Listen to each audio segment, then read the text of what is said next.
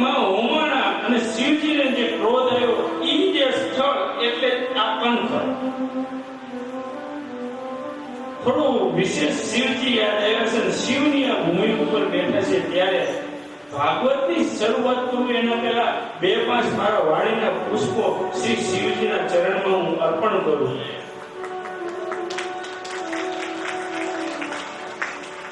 અને આપ સૌને ખ્યાલ છે કે હું રામચરિતમાનસનો પણ વક્તા છું અને એનો આ પ્રસંગ છે. અને એમાં પણ રામચરિતમાનસની અંદર રામ કથા પહેલા શિવજીની કથા આવે છે. શિવજીનું આખું ચરિત્ર આવે છે. તો આપણે આ ભૂમિ ઉપર બેઠા છીએ માટે શિવજીને થોડી વાર યાદ કરીએ. એક સમય એક કલ્પમાં, હવે આ કલ્પ મને આજ તો મને ટાઈમ નથી એટલે મારે થોડું બાકી તમને હું સમજાવીશ. હું સમજો એટલું કે એક કલ્પની અંદર શ્રી શિવજીની ઈચ્છા થઈ કે કૈલાસ પર્વત ઉપર હું ઘણા દિવસથી બેઠો છું, હાલને આવા હું જઈ અને મારા ઈષ્ટ પ્રભુ રામના ગુણગાન સાંભળીને આવું. શિવજીને આવું મનોરથ થયું. એટલે શિવ કૈલાસ ઉપરથી અગસ્ત્ય મુનિનો આશ્રમ જે દક્ષિણમાંથી આવેલો છે, એટલે કૈલાસ આપણે ઉત્તરમાં, ત્યાંથી શિવજી આમ જવા નીકળ્યા એટલે મારા સતીએ કહ્યું કે મહારાજ શિવજી આપ જાઓ છો તો મને સાથે લઈ જાઓ ને. શ્રી શિવજી એને સમજાવવા લાગે કે સતી મને તો થયું કે હું જઈ અને મારા ઈષ્ટના કંઈક ગુણગાન, આ ગુણગાન એટલે જ કથા જે આપણે ગુણગાન પ્રભુના ગાઈએ એ જ કથા, હું મારા પ્રભુના કંઈક ગુણગાન સાંભળીને આવું. એટલે સતી કે તો મારે આવું છે. અને એ સમય હતો ત્રેતા યુગનો. ગોસ્વામી તુલસીદાસની એકાદી 2 ચોપાઈ ગાય અને પ્રસંગને થોડોક લઈ અને પછી આપણે ભાગવતનું મહત્વ ગાઈએ.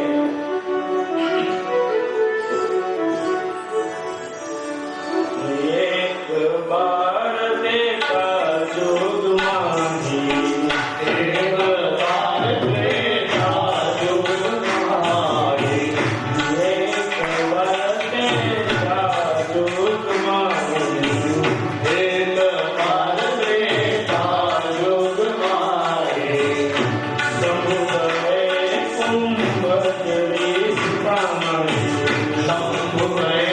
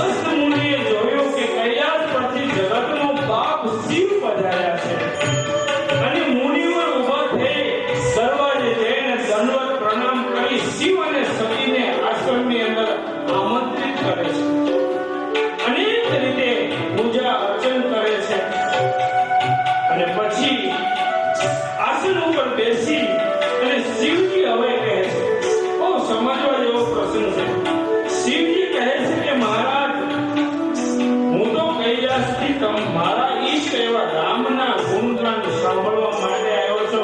માટે હે મુનિવર, તમે મને રામની કથા કહો અને હું શ્રોતા બનીને સાંભળીશ. શિવજી શ્રોતા બનીને સાંભળે અને હું જ ઋષિ ભગવાનનું ચરિત્ર થાય. તો રામ કથા મુનિ પર બખાય,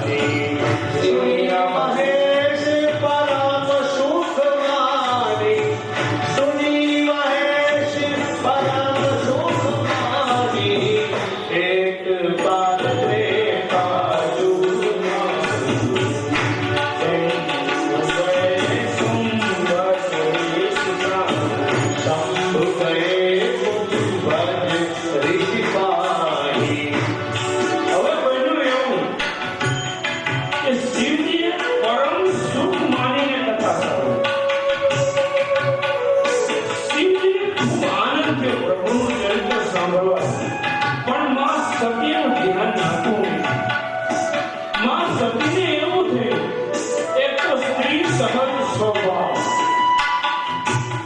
અને બીજું સતીને એવું થયું કે અમે આશ્રમમાં આવ્યા અને આ ઋષિ અમારા સ્વાગત કરવા લાગ્યા, અમને પ્રણામ કરવા લાગ્યા, આ વળી અમને શું કથા સંભળાવે. એમાં કઈ ખોટું નથી.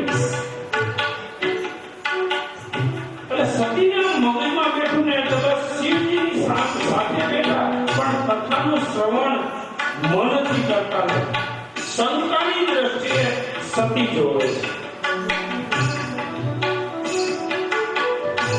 શિવજીને ખૂબ આનંદ થયો. કથા પૂરી થઈ. થોડા દિવસ બાબા ત્યાં રોકાયા અગસ્ત્ય મુનિના આશ્રમ. પછી થયું કે હવે પરત આપણે કૈલાસમાં જઈએ. સતી અને શિવજી પરત કૈલાસ તરફ આવતા હતા. બરાબર તે સમયે ત્રેતાયુગનો સમય. શ્રી દશરથ મહારાજને ત્યાં પ્રભુએ અવતાર લઈ લીધો હતો અને પિતાજીના વચન પાળવા માટે થઈ અને પ્રભુ રામ શ્રી લખનજનમાં જાનકી વનમાં ગયા હતા અને દંડક વનની અંદર માં જાનકીનું હરણ થયું. રાવણ હરી ગયો. માં જાનકી ન મળ્યા એટલે પ્રભુ રામ વિલાપ કરતા. પ્રભુ વૃક્ષને પૂછે કે વૃક્ષ તેમાંની શિયાને જોઈ. કોઈ મુનિ મળે તો એને પૂછે કે હે મુનિવર, તમે એક રાજકુમારીને જોઈ. આમ વૃક્ષની માફક પ્રભુ લીલા કરતા અને પૂછતા હતા અને રડી રહ્યા હતા. હવે પૃથ્વી ઉપર આવું સુંદર દ્રશ્ય પ્રભુ માત્ર લીલા કરી રહ્યા હતા. અને આ દ્રશ્ય ઉપર શિવ અને સતી જતા જતા શિવજીએ જોયું કે ઓહો, જેની હું કથા સાંભળીને આવ્યો, જેનું કથાનું શ્રવણ કરીને મને પરમ વિશ્રામ મળ્યો, એ જ મારો ઈષ્ટ રામ અત્યારે કેવી અદ્ભુત લીલા કરી રહ્યા છે. જો તો ખરા કેવા વિલાપ કરી રહ્યા છે. અને શિવજીને એમ થયું કે અત્યારે હું એની નજીક જઈશ ને તો મારા ઈષ્ટ રામને લીલા કરવામાં થોડોક વિક્ષેપ થશે, માટે હું દૂરથી પ્રણામ કરી લઉં. એટલે શ્રી શિવજીએ આકાશમાંથી પ્રભુને વંદના કરી, જય સચ્ચિદાનંદ ઘન કહી અને શિવજી આમ આગળ વધે. બરાબર ત્યારે સતીએ બીજો પ્રશ્ન કર્યો. સતીએ પૂછી દીધું શિવજીને કે તમે તો જગત વંદ્ય છો, આખું જગત શિવજી તમને વંદન કરે છે, તમે આમ કોને વંદના કરો છો? એટલે શિવજી બહુ પ્રેમથી સતીને સમજાવે કે હે દેવી, જેનું ચરિત્ર પાવન ચરિત્ર, અદ્ભુત ચરિત્ર, નિર્મળ ચરિત્ર આપણે સાંભળીને આવ્યા, એ મારા ઈષ્ટ રામ છે, એને મેં વંદના કરી. ત્યારે સતી તરફ પ્રશ્ન કરવા લાગ્યા કે એ તો કોઈ રાજકુમાર લાગે છે અને પોતાની પત્નીના વિયોગમાં એ કામી પુરુષની જેમ રડી રહ્યો છે. એ તમારા ઈષ્ટ બ્રહ્મ કેમ હોય છે? જો બ્રહ્મ હોય તો એને ખ્યાલ જ હોય ને એ સીતાજી ક્યાં છે, શું છે. શિવજીને સમજાવે કે દેવી એવું નથી, આ તો મારો બ્રહ્મ અત્યારે લીલા માત્ર કરી રહ્યા છે, આમાં શંકા ન કરો. શિવ બહુ સમજાવે, માં સતી સમજતા નથી. ત્યારે શ્રી શિવજી કહે છે કે દેવી, જો તમને એવું જ હોય તો તમે જઈ અને પરીક્ષા કરી આવો. આયા માં સતીની ત્રીજી ભૂલ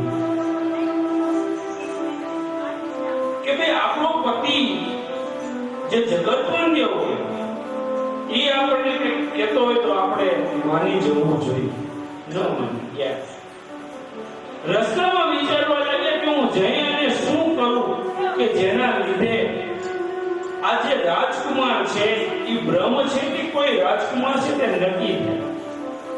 વિચારતા વિચારતા સતીને એવું સૂઝ્યું કે હું જઈ અને સીતાનું રૂપ લઉં.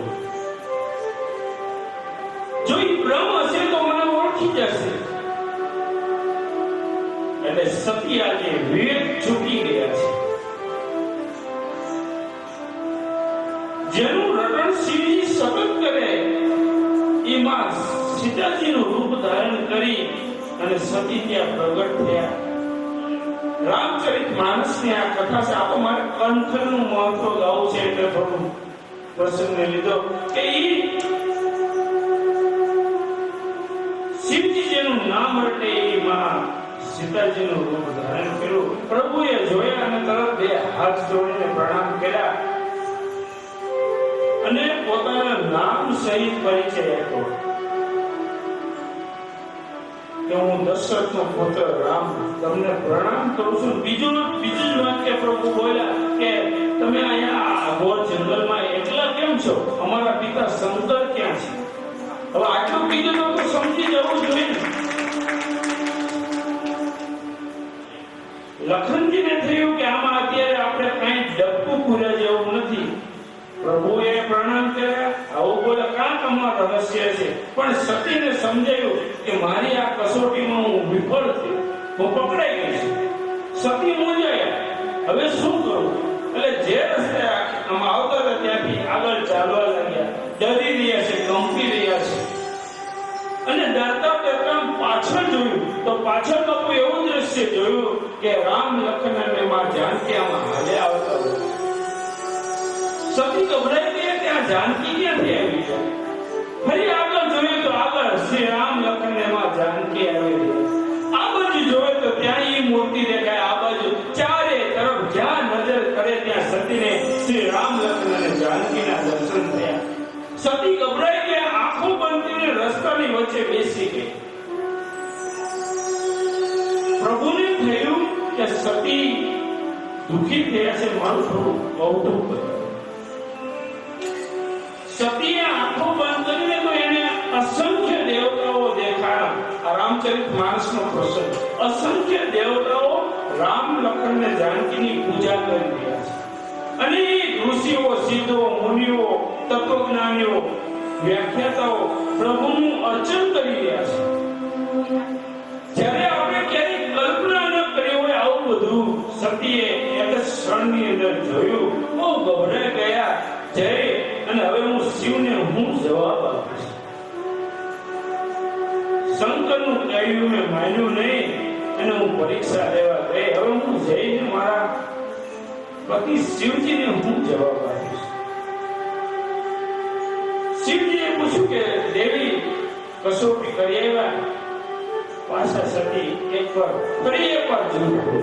કછું ન પરીક્ષા લીની ગોસાઈ. એ શિવજી મેં કઈ પરીક્ષા નથી લીધી, ન તો સ્વીકારી લીધો હોત ને કે ભાઈ મારાથી આવું રૂપ લીધું, મને પ્રભુ ઓળખી એ બ્રહ્મ છે, વાત પૂરી થઈ જાય. પણ અહીંયા સતીએ એક વધુ ગુણ કરી. કછું ન પરીક્ષા લીની ગોસાઈ. મેં કઈ પરીક્ષા નથી લીધી. તમે ઉપર આકાશમાંથી હાથ જોડીને પ્રણામ કર્યા, હું નજીક જઈને પ્રણામ કરીને આવતી રહી છું. શિવજીએ ત્યારે બરાબર ધ્યાન લગાવીને જોયું. શિવજીને બધું દેખાણું છે. અને ત્યારે શિવજીને નિર્ણય કરી લીધો કે હું જેનું નામ રટું છું, જે બ્રહ્મ છે, આદિ શક્તિ છે, એનું રૂપ ધર્યું છે. તો હવે જ્યાં સુધી સતીનો આ દેહ છે ત્યાં સુધી એની સાથે મારો સંસાર પૂર્ણ. સતી કઈ સમજી શકતા નથી. પણ શિવજીએ કૈલાસના પર્વત ઉપરથી આ પ્રતિજ્ઞા કરી અને આકાશવાણી થઈ, શ્રેષ્ઠ વાણી થઈ કે હે મહેશ, આવી પ્રતિજ્ઞા તો તમે જ કરી શકો. તમે તો ધર્મને વધુ દ્રઢ બનાવ્યો. આકાશવાણી થઈ એટલે સતીને થયું કે શિવજીએ કઈક પ્રતિજ્ઞા લીધી છે. પૂછે છે પણ કહેતા નથી. શું કામ નહીં કહેતા? નહીં તો કહી દેવાય ને ભાઈ મેં સત્ય આવી પડશે. પણ શિવજી કહેતા નથી. સતી વારંવાર પૂછે. શિવજી નથી કહેતા. એનું એક જ કારણ હતું કે શ્રી શિવજીને માં સતી અતિશય પ્રિય. એને ખબર હતી કે હું હમણાં બોલીશ ને તો આ દુઃખી થશે. એને હું દુઃખી કરવા માંગતો નથી. માટે શિવજી કંઈ બોલતા નથી. કૈલાસ ઉપર આવીને સમાધિ લાગે છે. કથા કહે 87,000 વર્ષ સુધી સમાધિ લાગે. એક દિવસ પ્રભુ શિવજી સમાધિમાંથી જાગ્યા. સતીએ જોયું કે પ્રભુ જાગ્યા છે, જઈને પ્રણામ કરવા લાગ્યા. પણ ત્યારે શિવજી એને સામે આસન, એટલે તો પોતાની પત્નીને બાજુમાં આસન આપે, પણ આજે શિવજીએ સામે આસન આપ્યું અને માં સતીએ નક્કી કરી લીધું બસ ખૂબ દુઃખી થયા છે. બરાબર એ જ સમયે, હવે સમજો, આ તો ખાલી અમુક પૂર્ણ ધ્યાન રાખી, એ જ સમયે દક્ષ પ્રજાપતિઓના રાજા થયા. દક્ષ મંદિર છે ને આપણા રોડ ઉપર જ છે. દક્ષ રાજા પ્રજાપતિઓના રાજા થયા અને એ દક્ષ પ્રજાપતિ એટલે માં સતીના પિતા. હવે પછી એની એક કથા છે. એ સમયે સભાની અંદર શ્રી શિવજી દક્ષ મહારાજ આવ્યા અને શિવજી તો એના ધ્યાનમાં હતા, કઈ ધ્યાન હતું નહીં. મહારાજ આવ્યા ને ઉભા ન થયા, પેલી બે સસરા તમે થોડું સારું ન એટલું ટૂંકમાં સમજી જજો, વિશ્વાસ નથી કરો. એટલે ઈ જે બદલો લેવા માટે થઈ અને દક્ષ મહારાજે વિચાર્યું કે હવે હું પ્રજાપતિઓનો મહારાજા થઈ ગયો છું, હવે હું એવો વિશાળ યજ્ઞ કરું, અનેક દેવતાઓને બોલાવું, અનેક સિદ્ધો સંતો આચાર્યોને બોલાવું અને આ કંઠની ભૂમિ ઉપર વિશાળ યજ્ઞ કરું, પણ માત્ર ને માત્ર એક શિવને ન આમંત્રણ આપું. દક્ષ મહારાજ હતા, અનેક ઋષિઓને બોલાવી અને કહેવામાં આવ્યું કે આ કંઠની ભૂમિ પર સુંદર મજાના યજ્ઞની રચના કરો. અનેક પ્રકારની સામગ્રીઓ મંગાવવામાં આવી અને જ્યાં આપણે બેઠા છીએ ત્યાં જ યજ્ઞ થયો. અનેક પ્રકારની સામગ્રીઓ મંગાવવામાં આવી, યજ્ઞ વેદિકા તૈયાર કરવામાં આવી, અનેક આચાર્યોને આમંત્રણ આપવામાં આવ્યા, અનેક દેવતાઓ સમય થયો એટલે કંઠ લાવવા લાગ્યા. કારણ કે યજ્ઞ અહીંયા તો તમારે કંઠ લાવવા લાગે એમ જ કહેવાય ને. આ માતાજી અહીંયા બેઠા ગીતામાં એ કદાચ ત્યારે આવ્યા છે ને યજ્ઞમાં ભાગ લેવા, ત્યારે એનું વિમાન અહીંયા જ ઉતર્યું છે એવું મને લાગે.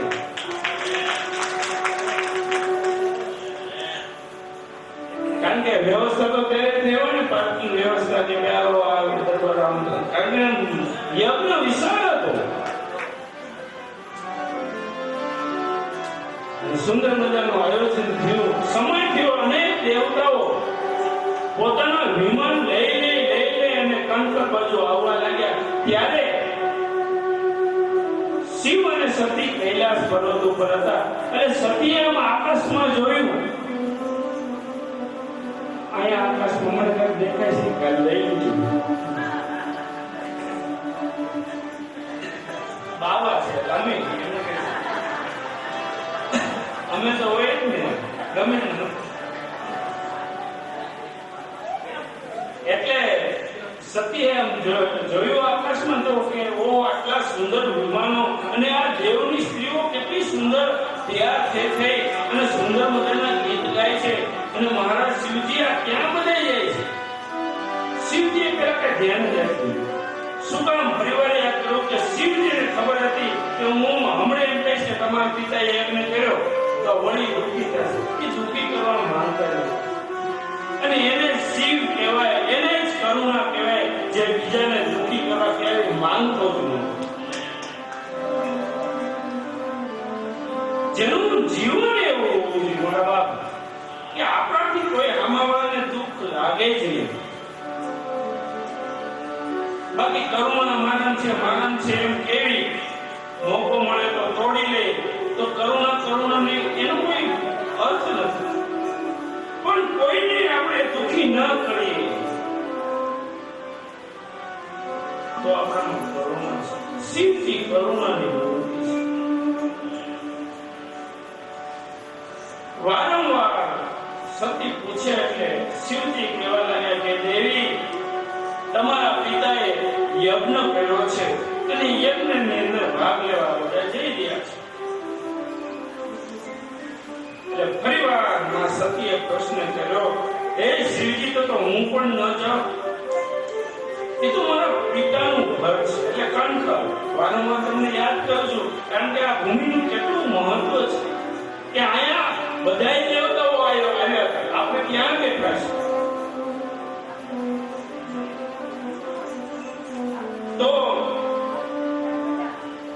બધા જાય છે અને મારા પિતાએ આટલું સુંદર આયોજન કર્યું કે મારે જવું જોઈએ. એટલે શિવજી એમને પ્રેમથી સમજાવે, સતી તમારા પિતાનું ઘર છે, તમારે અવશ્ય જવાય.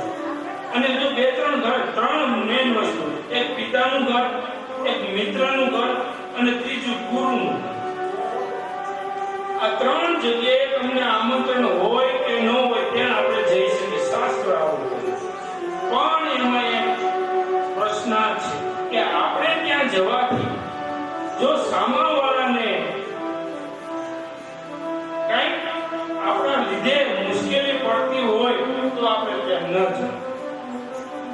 એટલે શિવજી સમજે જવાય, અવશ્ય તમારા પિતાનું ઘર છે, પણ દેવી આપણે ત્યાં જવામાં કલ્યાણ નથી, ન સમજ્યા. એટલે શિવજીએ કહ્યું કે તો તમે જાઓ અને એક ગણને મોકલ્યા કે તમે જઈ અને આ સતીનું રક્ષણ કરજો. શિવજી તો કૈલાસ ઉપર બેસી ગયા, પણ શિવજી બધું જાણતા કે હમણે ઘડી બે ઘડીની અંદર આ પરિણામ આવવાનું છે. આ કંઠની ભૂમિ ઉપર સુંદર મજાનો યજ્ઞ અને પછી સખીઓની તો બહેનોય ઘણી હતા. ખબર છે ને આ બધી સિરિયલો હમણાં આવતી હતી કે એવું બધું બતાવ્યું છે.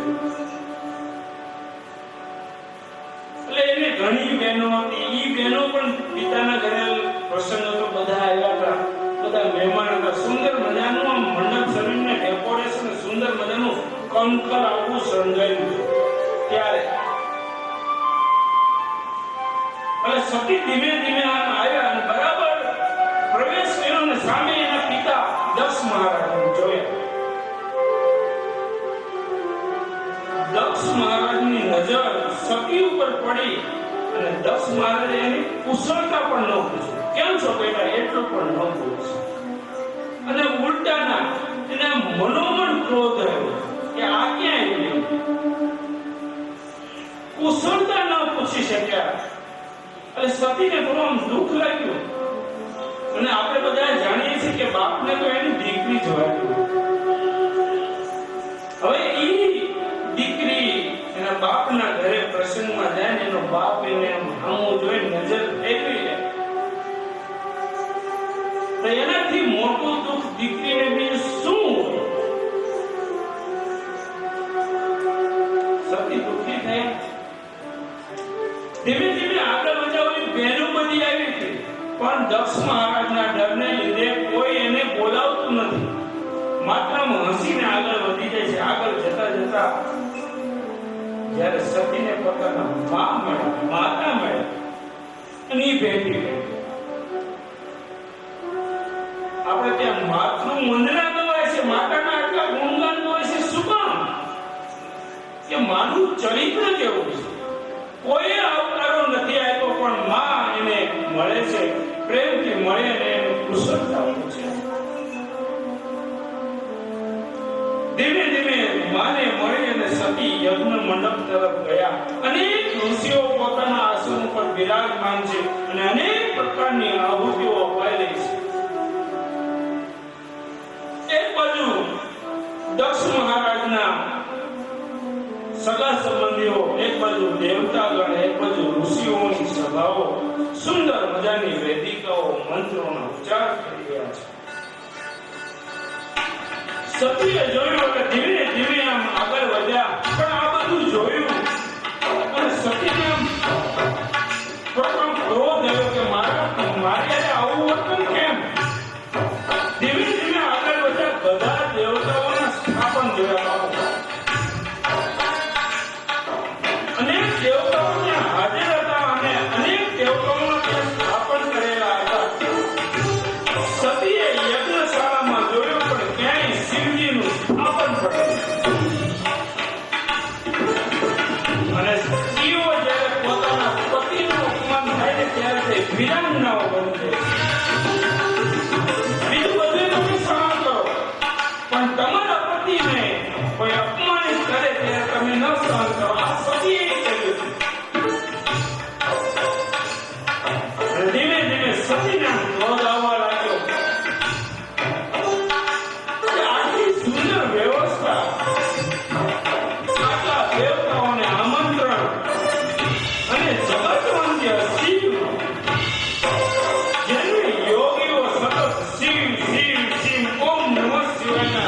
કરે બતાવો. ઈ જીવનું કે સ્થાપન પણ નહીં, મારા પતિનું આટલું અપમાન. અને સતીને આમ ક્રોધ આવવા લાગ્યો.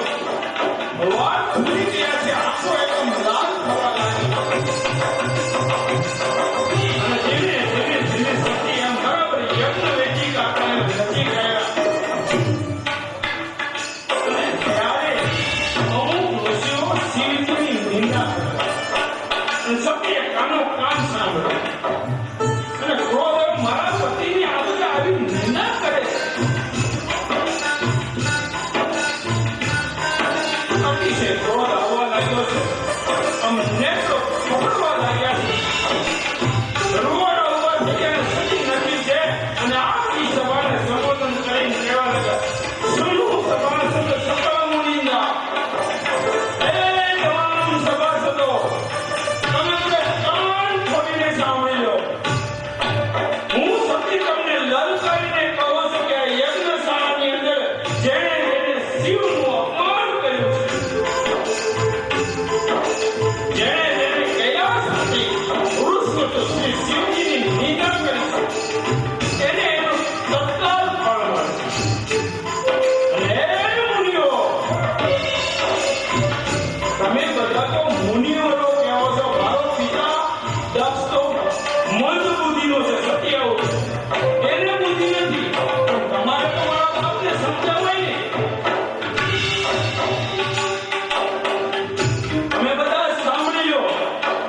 હું દક્ષના શુક્રથી આ મારો દેહ ધારણ કર્યો છે. માટે હું એની ઉપકારી છું. પણ હું તમને બધાને જણાવ્યો કે હમણાં ક્ષણવારમાં હું મારો આ દેહને ત્યાગી દઈશ. ત્યાગીને શબ્દ પૂરા થઈને કૈલાસની અંદર આમ શિવજીના રૂવાડા દર્શન થવા લાગ્યા. સમાધિમાં બધું દ્રશ્ય શિવજી જોયું. મેં વારંવાર કહ્યું કે શિવજીને સતી અતિશય પ્રિય હતા. અને અહીંયા કંઠની અંદર માં સતી ધીમે ધીમે બરાબર એકદમ યજ્ઞશાળાની નજીક પહોંચ્યા. એકદમ આવેશમાં બોલતા જાય છે. હે સભાસદો, હું તમને કહી દઉં અને હું તમને કહી દઉં કે જ્યાં શિવની નિંદા થતી હોય, જ્યાં વિષ્ણુની નિંદા થતી હોય, જ્યાં કોઈ સાધુની નિંદા થતી હોય, એ સ્થળે જો આપણે હાજર હોય અને જો આપણામાં તાકાત હોય તો એની જીભ ખેંચી લેવી. અને જો આપણા વશમાં ન હોય, આપણે એમ ન કરી શકીએ એમ હોય, તો આપણા કાનની અંદર આમ આંગળીઓ ભરાવીને ત્યાંથી નીકળી જવાનું. આ આપણે શાસ્ત્ર કહે છે.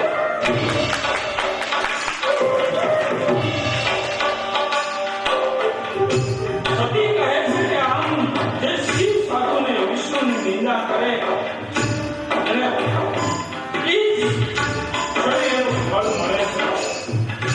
અને મળતા મળતા છેલ્લી વાર શિવને યાદ કર્યા છે. મનોમન શિવની સ્તુતિ કરવા લાગ્યા અને હરિને કહેવા લાગ્યા. પ્રભુ રામને માં સતી વિનંતી કરવા લાગ્યા, હે પ્રભુ, મને આટલો જન્મ આપીને એમાં પણ હું શિવની પત્ની બનું. હે પ્રભુ, આવું મને વરદાન આપ. અને આટલું બોલી શિવને યાદ કરી અને યજ્ઞની અંદર આવો કે દેવાઈ રહેશે.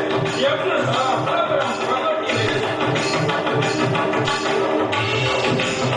આવું કહેવાય છે પ્રભુ પ્રગટી રહે છે. એમાં સતીએ એ યજ્ઞ વેદિકામાં ગયા છે. અને પડકારની સાથે માં સતીનું ઈ કોમળ પવિત્ર શરીર